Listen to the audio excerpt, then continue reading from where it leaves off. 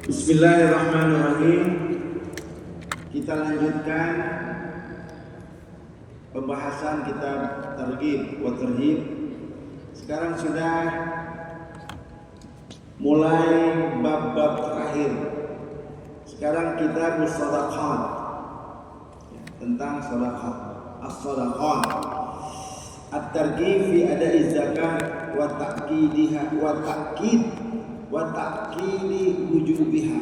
Sekarang kita masuk kepada kitab tentang sedekah.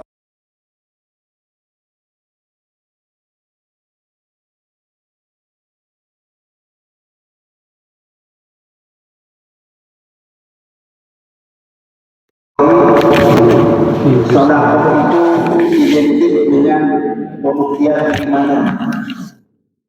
Sedekah itu identik dengan kejujuran. Karena sedekah itu akar katanya dengan asyirku. Asyirku at-tasdiq, pembenaran, benar, sidik. Sedekah. Jadi orang itu akan dikatakan beriman harus ada pembuktian, yaitu dengan sedekah. Baik, kita masuk sekarang. Bismillahirrahmanirrahim. Ani bin Umar radhiyallahu anhuma. Dari Ibnu Umar radhiyallahu anhuma qala Rasulullah sallallahu alaihi wasallam, dia berkata bahwa Rasulullah sallallahu alaihi wasallam bersabda, "Bunyal Islamu, Islam dibangun ala khamsin, atas 5 pilar. 1. Syahadati alla ilaha illallah wa anna Muhammadan abduhu wa rasuluh." Yang pertama syahadat. Syahadat ada 2 syahadat yang disebut dengan syahadatain. 1, kesaksian syahadat, kita mengakui bahwa tidak ada Tuhan yang harus disembah kecuali Allah. Wa anna Muhammadan abduhu wa rasuluh. Bahwa syahadat yang kedua yaitu kesaksian kita bahwa Muhammad SAW adalah Rasulullah. Yang nomor ketiga, wa iqamis shalah, mendirikan salat, wa ita'iz zakah, dan mengeluarkan zakat, wa hajjil bait, dan haji, munggah haji, wa shaumur ramadan, dan saum Ramadan. Bapak-bapak, tentang syahadat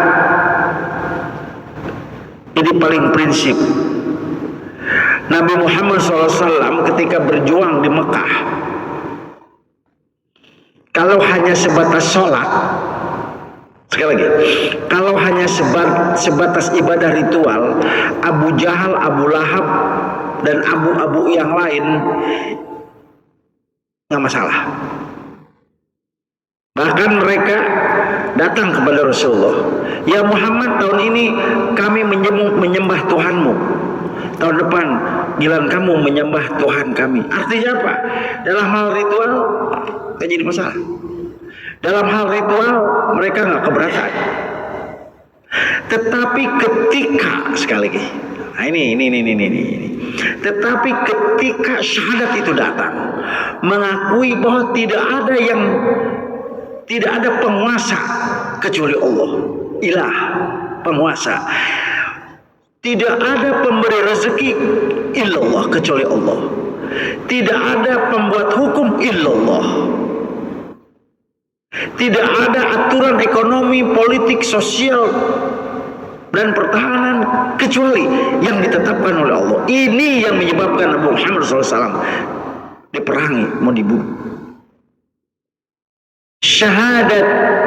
Syahadatu alla ilaha ini yang menjadikan kaum Quraisy ketika itu gentar.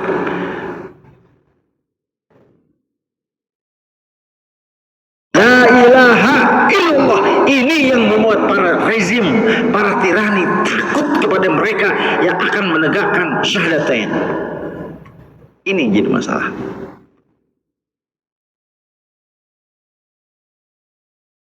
Kalau puasa, haji, okay, everybody can do pilgrim, semua bisa. Ayo, sekarang untuk haji, kota ditambah, puasa kemarin ramai, zakat, ini tidak ada. Tapi ketika sudah menyentuh syahadat, mengakui la ilaha illallah, tidak ada pembuat undang-undang kecuali Allah. Nah, di sini kepentingan mereka yang diperbudak dunia terganggu, maka diperangi. Makanya ini bunyal Islam didirikan syahadatnya dulu. Wa anna Muhammadan abduhu wa rasuluh. Idda'aitum innakum min ummati Rasulillah wa lam ta'malu bi sunnati. Kita ngaku-ngaku pengikut Nabi, kita ngaku-ngaku mencintai Nabi, wa lam ta'malu bi sunnati. Kita justru tidak mengikuti sunnah-sunnah yang beliau contohkan. Ini Pak, ini yang membuat ketar-ketirnya Abu Jahal, Abu Lahab. Maka ketika itu ditawarin Rasulullah SAW, mau harta, mau tahta. Apa kata Nabi Muhammad SAW? Karena syahadat inilah Nabi Muhammad SAW mengatakan, walau wadu'a syams fi yamini wal qamar fi yasari lan atruku hadzal amr. Andaikan kau wahai Abu Jahal, Abu Sufyan, Abu Lahab, engkau rengkuh matahari, kau taruh di tangan kananku, engkau gendong rembulan. Oh, kayak lagunya Doel Sumbang. Tangan kiri, enggak bakal gue enggak ini. Nah, makanya sejak dari itu Rasulullah diperangi. Sejak dari itu Rasulullah menjadi target pembunuhan. Kenapa? Ini yang pertama. Yang kedua, wa iqamis shalah. Salat yang bagaimana? Yang tahsya anil fahsyai wal munkar. Suka ada gini kan orang yang nyinyir, dia mah sholat juga tapi korupsi jalan. Wah, dia mah sholat iya tapi ngegibahin orang nggak berhenti. Lantas pertanyaannya di mana? Jawabannya itu adalah bawa nilai-nilai sholat di dalam kehidupan, selesai. Saya katakan nih, bahwa para penceramah, para ustadz, para kiai,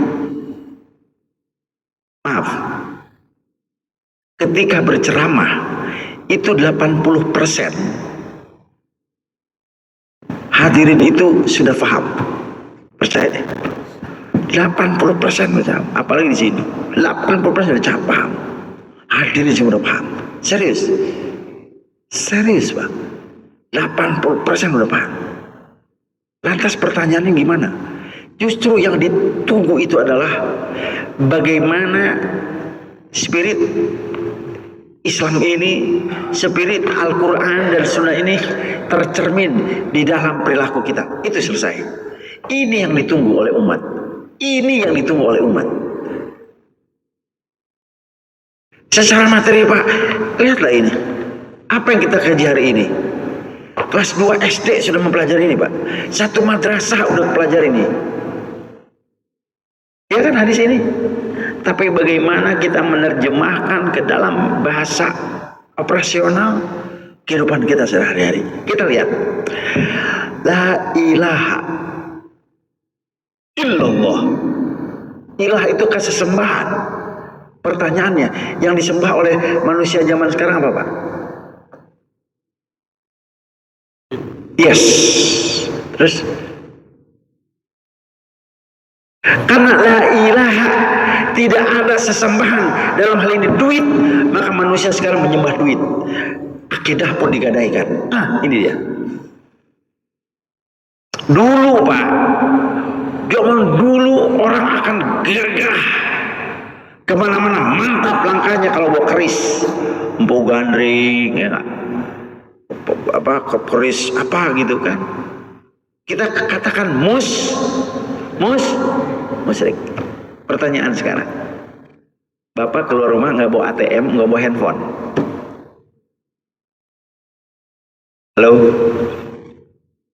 Pak Irwan di mana? Keluar nggak bawa handphone, apalagi handphonenya nggak di password, dipegang istri. Nuhun kaset, nuhun, makasih ya. Makasih. Apa minum ya? Makasih. Ya kayak gede.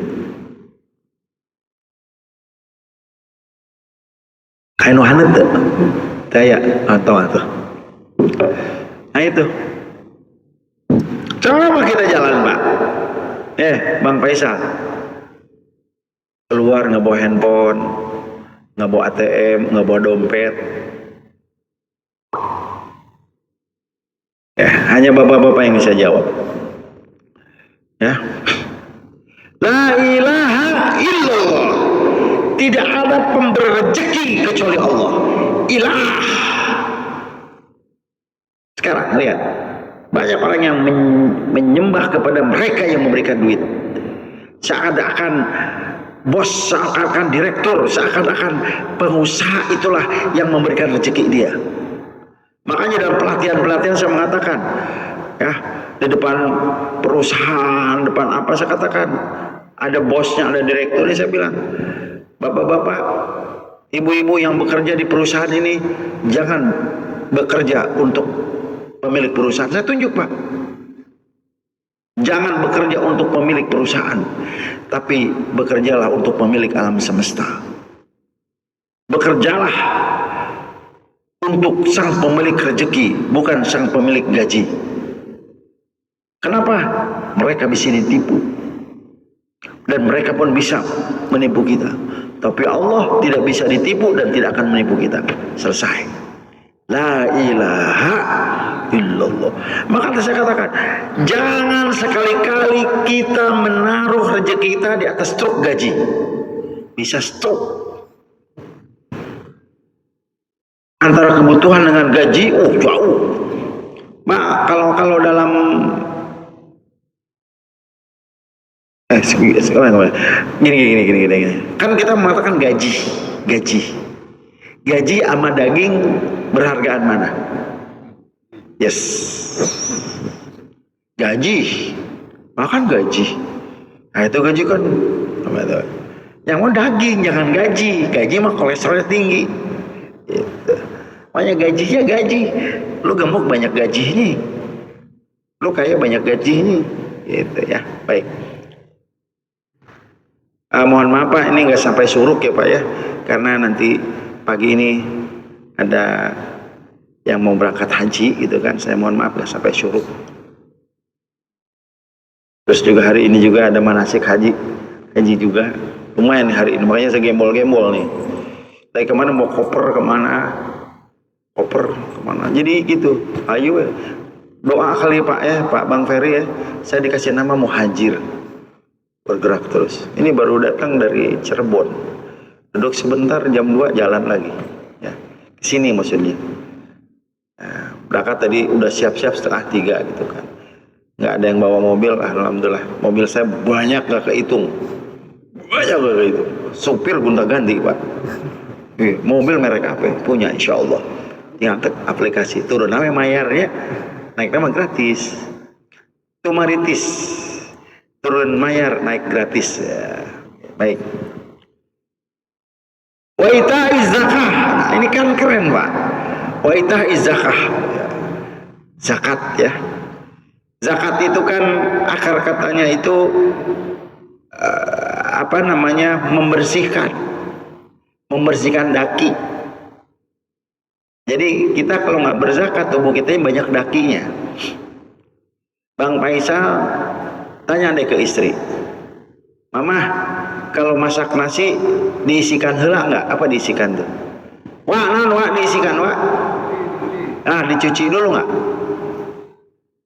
Cuci itu zakat. Baru kita bisa nikmatin pembersihan. Makanya sesuatu yang tidak dibersihkan enggak. Makanya di dalam Al-Quran, qad aflaha man tazakka. Ada 3 garansi kebahagiaan dari Allah. Ada 3 garansi. Qad aflaha, benar sungguh, benar-benar bahagia. Qad aflaha, qad huruf. Setelah itu ada fiil, maka qad aflaha, benar-benar bahagia. Siapa? Satu, man tazakka, orang yang mau bebersih. Ya, orang yang mau bebersih. Sih dalam konteks ini berzakatnya bebersih, saya lebih cenderung kepada bebersih. Apa yang dibersihkan? Lisan. Orang akan bahagia ketika lisannya tuh ngenakin gitu. Yang kedua apa? Apa yang dibersihkan? Hati. Nggak julid, juniper, julid, nyinyir, baperan, nggak bakal bahagia tuh. Julid aja. Rasa dia pang ustadnanya, rasa dia sendiri pang ustadna, ada ustad baru gitu kan, lebih cerdas, lebih soleh gitu kan, langsung kecuas-kecuis cari, ustad itu mah hadisnya doib. Lantas masalah di mana? Dia mah gini. Makanya sekarang nggak aneh Pak, banyak itu kajiannya kesalahan dalam sholat, kesalahan dalam KB salah. Jumat barokah meredaang salah. Arisya mere naon, mere pereup. Itu saya nggak ngerti zaman sekarang tuh Bang Ferry. Nggak ngerti Bang. Nggak ngerti. Judulnya mah hijrah gitu kan. Tapi ya maaf cakap Pak, setelah belajar, ya Allah ya Robbi, apa tetangga nggak kenal, tidak satu manhaj, muka udah berubah. Gue pikir lu belajar apa sih lu? Bingung gue. Sama orang tuanya masih zikir, masih baca ratib, masih maulid, nggak kenal sama orang tuanya. Ya Allah, itu deh. Ya, kita bersihkan hati kita. Ya, hati. Udah, tidak. Kalau kita nggak tahu apa-apa, jangan diomongin. Terus kalau kita banyak tahu apa-apa, jangan banyak omong, aman. Suatu ketika Bang Ferry saya diundang ceramah. Ini mulai promosi ini, mulai ujub nih, guys. Suatu ketika saya diundang ceramah, naikin rating. Suatu ketika saya nggak tahu gitu kan, di daerah Cirebon sana, Kuningan. Namanya nggak saya sebut ya, karena khawatir di sini ada kampungnya. Saya di satu panggung kan dengan seorang ustadz yang sedang viral sekarang. Saya nggak sebutkan namanya. Dan ustadz ini memang punya konten, dia ini suka bertarung dengan dukun, bertarung dengan orang-orang yang punya ilmu sihir, yang ilmu santet. Ustadz ini terkenal, sangat terkenal. Nggak saya sebutkan namanya. Saya tahunya tuh belakangan, artinya begini, saya tuh nggak tahu beliau itu siapa gitu loh. Dan tempatnya seperti apa? Naik panggung, naik jeder gitu kan, jeder ya sampaikan aja. Ternyata saya nggak tahu.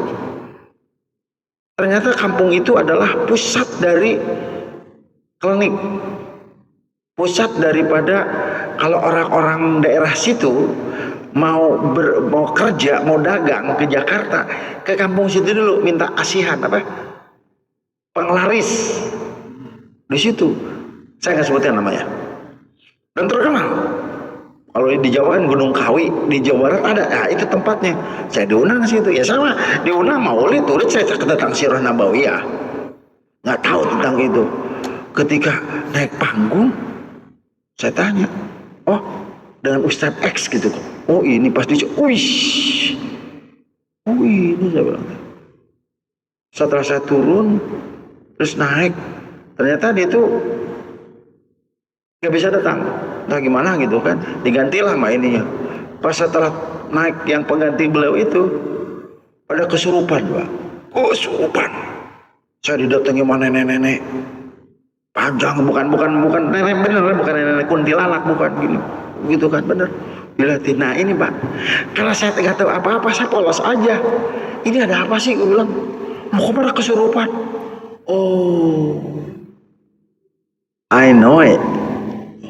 Makanya itu Pak, jangan ngomong apa yang tidak kita ketahui, dan jangan banyak omong dengan apa yang kita ketahui, aman.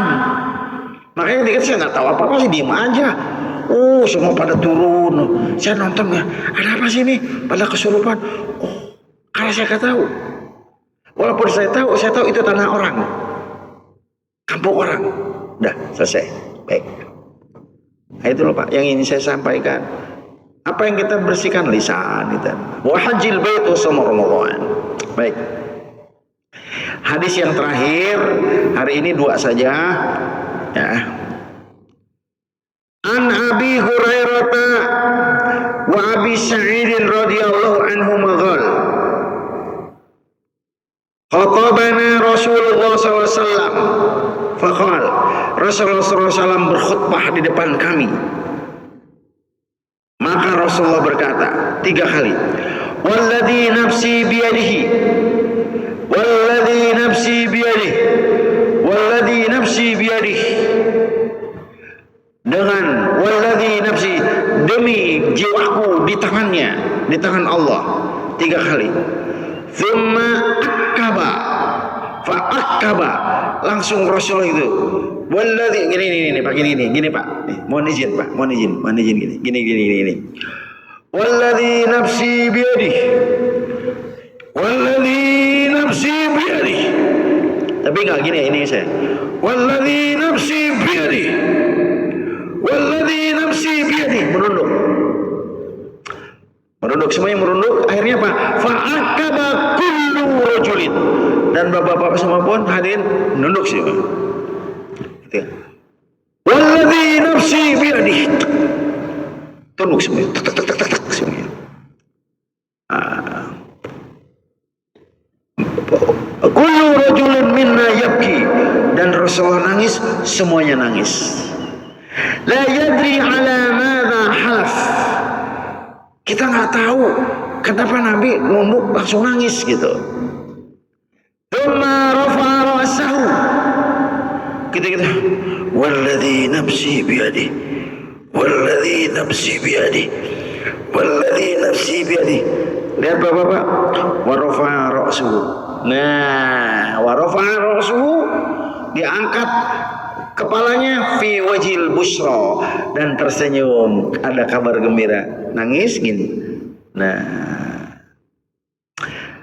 fakanat thumma rafa fi wajhi faqat habba ilaina min khumril nu'am. Wah, Pak, nih, saya ulangi ya. Pas gini Rasulullah gini. Dan apa kata sahabat? Fakanat ahabba ilaina min himran na'am. Ini lebih. Nah, kita lihat terjemahan khumran ni'am ini, jangan salah ini. Tadi saya lihat ininya, apa namanya? Nah, sebentar, di sini ada penjelasan tentang khumran ni'am.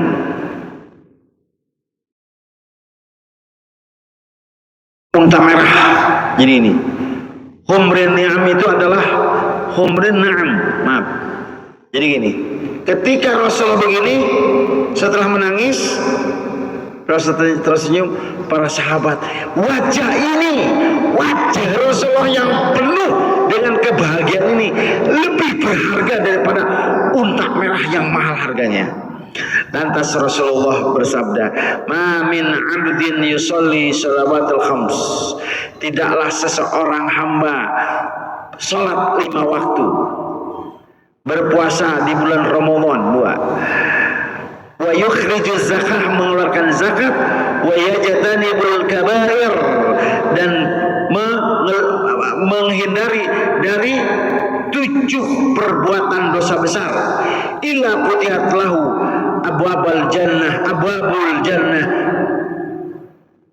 wa qila lahu udkhul bisalam. Jadi kata Rasulullah, ketika dia tersenyum bahwa tidaklah seseorang sholat 5 waktu, puasa Ramadan, mengeluarkan zakat, dan menghindari 7 dosa besar, kecuali dia dibukakan pintu surga, dan yang pertama, masuklah engkau ke surga dengan dengan penuh dengan ketenangan, dengan penuh salam, ya Bapak-bapak. Jadi intinya begitu. Intinya bahwa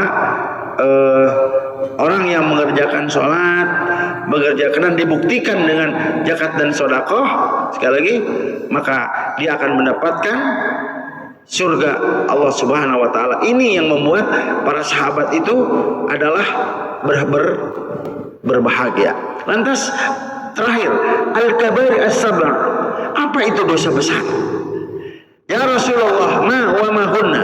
Apa dosa-dosa besar itu yang disebutkan 7? 1, asyirku billah, syirik. Hati-hati Pak, hati-hati aja. Ketika kita punya masalah, kita berkomit, kita berkeyakinan masalah ini hanya bisa diselesaikan dengan duit. Nah, bahaya. Bahaya. Hati-hati. Masalah ini hanya bisa diselesaikan dengan duit, ini bahaya.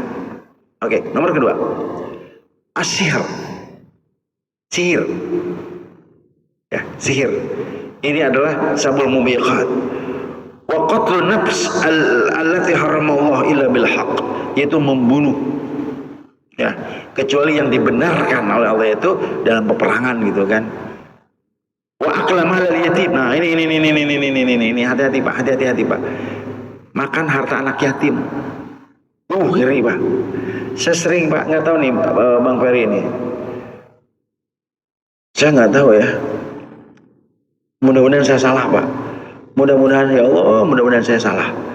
Itu kayak yang kolektor anak yatim gitu kan, ya Allah. Saya punya teman Pak, orang mampu. Pesantren, sewa pesantren. Dibawa sama kiainya santunan yatim. Itu dicabut. Lu enak aja lu, anak buah disamain, mohon maaf. Dibawa sama kiainya santunan yatim. Hati-hati itu Pak. Dan saya pernah di depan mata kepala saya sendiri Pak, saya berceramah di santunan yatim. Saya selalu berkomunikasi dengan Dek, saya bilang gini, Bapak meninggal tahun berapa? Jawaban anak itu apa? Bapak lagi kerja. Diam semua. Koordinator yatimnya begini. Saya nggak mau bikin malu ya, karena saya yakin mereka itu anak yatim ori, bukan anak yatim KW. Ini yang banyak yatim KW Pak. Ya Allah. Saya bilang itu Pak. Jadi kemarin kejadian teman Pak, orang mampu di pesantren, sebuah pesantren. Saya cabut sama aja anak saya Pak. Mohon maaf, pas anak saya dibawa santunan yatim, di situ anak saya, waduh. Nah ini hati-hati Pak ya. Pokoknya saya no komen lah ya kalau ada pokoknya nggak bisa komen lah ya. Dan saya pernah untuk menjadi panitia santunan yatim gitu kan. Itu bapaknya bawa anaknya sebagai anak yatim. Pak, tangkurak sia lagi sepahe apa sih? Sia wadukan pasti mah. Nah itu Pak. Nih ya. Ini kata Rasulullah SAW. Ini bakal masuk surga bagi mereka yang menjauhi ini. Wa akal riba. Satu-satunya ayat, mohon koreksi yang saya tahu, satu-satunya ayat di mana Allah mengeluarkan dekret perang, yaitu tentang bagi mereka para pelaku riba. Dekret Allah mengeluarkan dekret perang kepada mereka para pelaku riba. Nah, yang berikutnya watawalla. Sebentar ini ya. Watawalli yaumaz zahf. Itu pengecut, keluar daripada peperangan, keluar daripada pertempuran. Ini dulu pertempuran lewat peperangan head to head dengan pedang. Hari ini apa? Kita lagi berjuang, kita gembosi persatuan umat. Ini dia dosa besar. Hati-hati. Kita semuanya sudah istiqomah dengan para ulama. Tahu-tahu di tengah jalan dia gembosi. Ini dia. Hati-hati. Yang lari dari peperangan, ya, bisa diterjemahkan. Wa qazful muhsanat al-ghafilat al-mu'minat, itu menuduh muslim, menuduh seorang wanita solehah mukmin dengan tuduhan yang keji. Ya, bapak-bapak, inilah hebatnya Al-Quran, hebatnya hadis Nabi Muhammad SAW, yaitu selalu meletakkan, sekali lagi, selalu meletakkan bagaimana kita menjaga kehormatan manusia sebagai syarat diterimanya amal ibadah secara individu. Saya ulangi sekali lagi. Hebatnya Islam, hebatnya Islam selalu meletakkan bagaimana perilaku kita menjaga kehormatan manusia sebagai syarat diterima ibadah kita secara individu kepada Allah. Supaya ganjil. Saya ulangi sekali. Hebatnya Islam, hebatnya Quran, hebatnya Sunnah selalu meletakkan bagaimana kita menjaga kehormatan manusia untuk kita jaga sebagai syarat diterimanya amal ibadah kita secara individu kepada Allah. Itu dia. Terima kasih. Wallahu a'lam bishawab. Assalamualaikum warahmatullahi wabarakatuh.